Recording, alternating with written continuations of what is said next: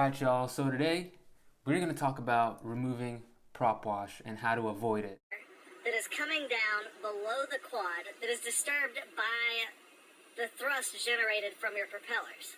Now, if you're coming out of a dive... No, I'm just kidding. We're actually going to talk about just kind of what I've been up to recently. Some of you may or may not know, recently switched from the MQC Fusion frame to an Astro X5 frame.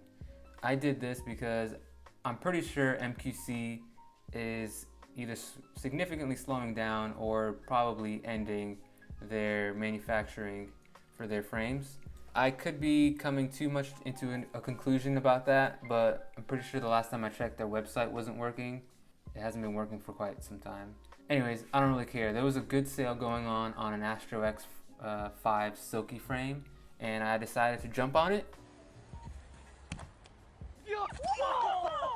So I literally gutted my Fusion frame and put everything onto this Astro X5 Silky frame. So this frame is really nice quality, except it's been giving me an extremely hard time these past 2 weeks since I bought it and put it together. Like I said, I gutted the MQC and put everything onto this one, except I was getting some epic 5-star Jello. I mean, it was awful. I used the same tune, the same components. I even at one point took the GoPro mount for the MQC, squished it onto this frame just to see if this other GoPro mount was the thing inducing the vibrations, and it wasn't. I mean, I was just lost.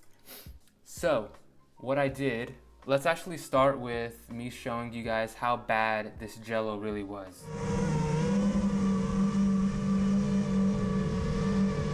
Okay, so that was really bad, right?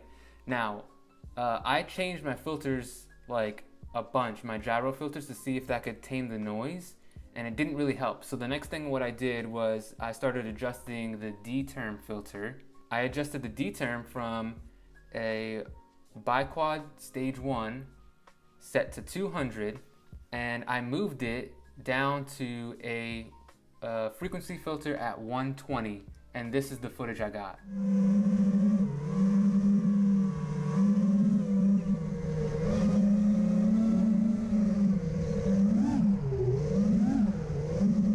Alright, so it's really short clip, but you get the idea. The footage got like at least, I don't know, 80-85% better.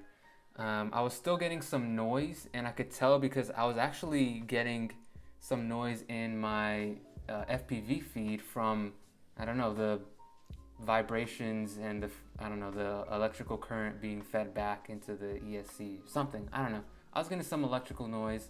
I knew that there was still some improvement to be done. So the next thing I did was those rubber, really small rubber O-rings. I actually added those to my stack. I did it in a way that probably some people don't currently do, so this might be helpful for you to try. My stack, it has each of the 4 screws, it's just 4 long screws going all the way up. So what I did was I added the O-ring in between the bottom of the screw and the bottom plate. So you could probably see it right there. Now that helped my footage like be basically, I don't know, maybe like 95% there. I was still getting maybe like a little bit of noise, but that helped a ton. The last thing I did to really kind of put the icing on the cake was I went back to the old school, putting soft mounts on my motors.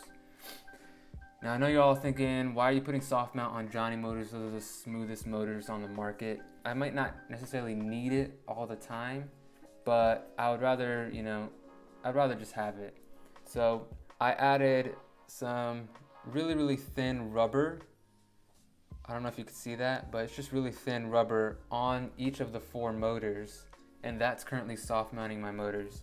I kind of like bought this really thin rubber. So this is the rubber that I bought. This is really thin, but it's high grade rubber. It works really well, but honestly, I recommend if you want to try soft mounting, you might as well just buy the TPU printed stuff. I'll leave a link in the description, and I'll also leave a link in the description where you could buy these rubber O-rings. Yeah, so those are the main things that helped me get the Jello gone from my footage. The quad feels good. I don't have to do significantly more filtering inside of the firmware. So hopefully this was helpful. In the comments, let me know if any of this helped you fix your Jello in your quad. Also let me know, if there was something else that I didn't mention that was helpful that might help me or someone else, and I would appreciate it. So don't forget to like, comment, subscribe, and I'll catch you guys later.